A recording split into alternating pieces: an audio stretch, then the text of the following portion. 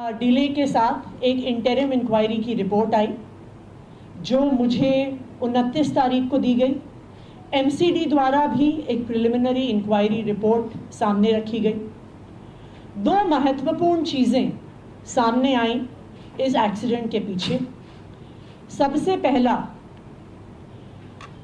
जो ड्रेन उस एरिया में वाटर लॉगिंग के लिए जिम्मेदार था, उस पर वहाँ के सारे कोचिंग सेंटर्स ने इंक्रोचमेंट किया हुआ था, जिसकी वजह से ड्रेन से पानी नहीं निकल पाया। दूसरा एक महत्वपूर्ण कारण अभी सामने आया है कि बेसमेंट में जिस प्रकार कोचिंग सेंटर्स क्लासेस चलाते हैं, कोचिंग सेंटर्स की लाइब्रेरी थी, वो 100% इलीगल था। जो बिल्डिंग डिपार्टमेंट द्वारा इस कोचिंग सेंटर को परमिशन दी गई थी, उसमें बेसमेंट का प्रयोग सिर्फ और सिर्फ पार्किंग और स्टोरेज के लिए किया जा सकता था। जो बाकी इंक्वायरी रिपोर्ट है वो अभी 7 दिन में आएगी, लेकिन प्रिलिमिनरी इंक्वायरी रिपोर्ट के आधार पर ही एमसीडी ने तुरंत कार्रवाई शुरू कर दी। सबसे पहले जो जेई जिम्मेदार थे वहाँ पे ड्रेन की मेंटेनेंस के लिए, जिनकी जिम्मेदारी थी ये देखना कि ड्रेन पर इंक्रोचमेंट ना हो, जिसकी जिम्मेदारी थी ये देखना कि किसी भी प्रकार की इलीगल एक्टिविटी वहाँ पर फील्ड पर नहीं चल रही है, उस जेई पर सख्त से सख्त कार्रवाई हुई और उसको एमसीडी से टर्मिनेट कर दिया गया है। उसको परमानेंटली नौकरी से निकाल दिया गया है। दूसरा, जो एई थे, असिस्टेंट इंजीनियर, उनको तुरंत सस्पेंड कर दिया गया है, क्योंकि इनकी जिम्मेदारी थी फील्ड ऑफिसर होने के नाते कि जो ड्रेन वहां पर बनी हुई है वो फंक्शनल है कि नहीं, वो उनको इंश्योर करना था। उनकी जिम्मेदारी थी कि जिन परमिशंस के आधार पर वहां पर बिल्डिंग कंप्लीशन सर्टिफिकेट दिया हुआ है, क्या उन रूल्स और रेगुलेशंस को फॉलो किया जा रहा है या नहीं किया जा रहा। इसलिए इन दोनों अफसरों पर तुरंत कार्रवाई करी गई।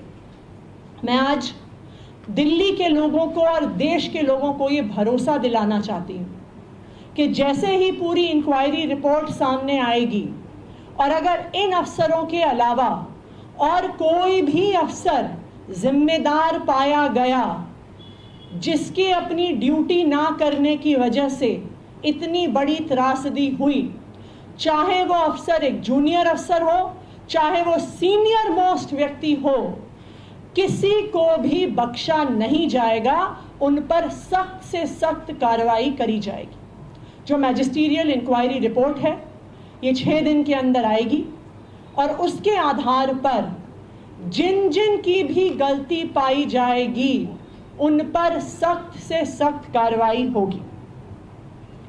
ना सिर्फ जेई और एई को सस्पेंड किया गया, जैसे ही पता चला कि ड्रेन की इंक्रोचमेंट की वजह से वाटर लॉगिंग हुई है, मेयर शैली ओबरॉय जी ने आदेश दिए, एक बुलडोजर को तुरंत राजेंद्र नगर भेजा गया।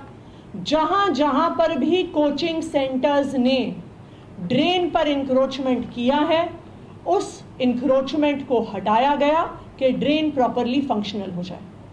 ना सिर्फ इतना, दिल्ली में जहां पर भी कोचिंग सेंटर्स बेसमेंट में क्लासेस चला रहे हैं, कोचिंग सेंटर्स इलीगली बेसमेंट में लाइब्रेरी चला रहे हैं, उन पर भी पिछले 3 दिन में सख्त कार्रवाई हो रही है।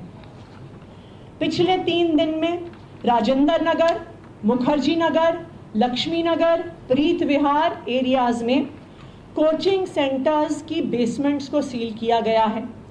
30 ऐसे बड़े बड़े कोचिंग सेंटर्स हैं जिनकी बेसमेंट सील हुई हैं, जिसमें दृष्टि आईएएस, बाजीराव, श्रीराम, संस्कृति एकेडमी, आईएएस गुरुकुल शामिल हैं।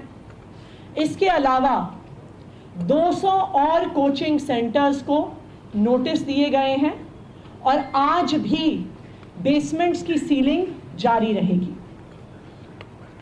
लेकिन मैं दिल्ली के लोगों को ये भी बताना चाहूँगी कि चाहे बेसमेंट की सीलिंग हो, चाहे ड्रेन पर से इंक्रोचमेंट हटाना हो, ये सारे शॉर्ट टर्म मेजर्स हैं।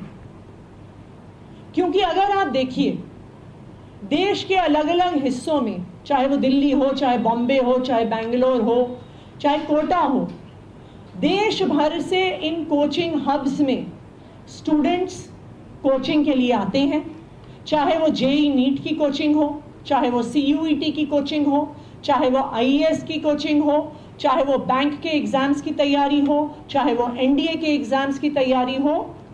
देश के अलग अलग सेंटर्स में ऐसे कोचिंग हब्स बने हुए हैं जहां पर हर तरह की इल्लीगल एक्टिविटी हो रही है, जहां से पेपर लीक्स की बात सामने आ रही है, जहां पर स्टूडेंट्स की सुसाइड की बात सामने आ रही है, और जहां पर जैसे हमने देखा कि इल्लीगल बिल्डिंग यूज की वजह से राजेंद्र नगर में इतनी बड़ी त्रासदी हो गई।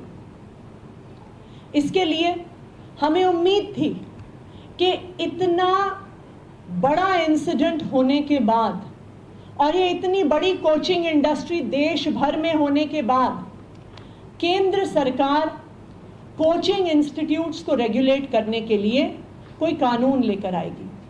लेकिन हमें इस बात का दुख है कि केंद्र सरकार ऐसी देशव्यापी इंडस्ट्री को रेगुलेट करने के लिए, एक ऐसी इंडस्ट्री जहां पर पेपर लीक, जहां पर इलीगैलिटी, जहां पर स्टूडेंट सुसाइड, हर प्रकार की समस्याएं सामने आई हैं, इस इंडस्ट्री को रेगुलेट करने के लिए और इतनी इलीगैलिटी सामने आने के बाद भी केंद्र सरकार ने किसी भी प्रकार की रेगुलेशन को इंट्रोड्यूस नहीं किया। लेकिन दिल्ली सरकार केंद्र के कानून का इंतजार नहीं करेगी।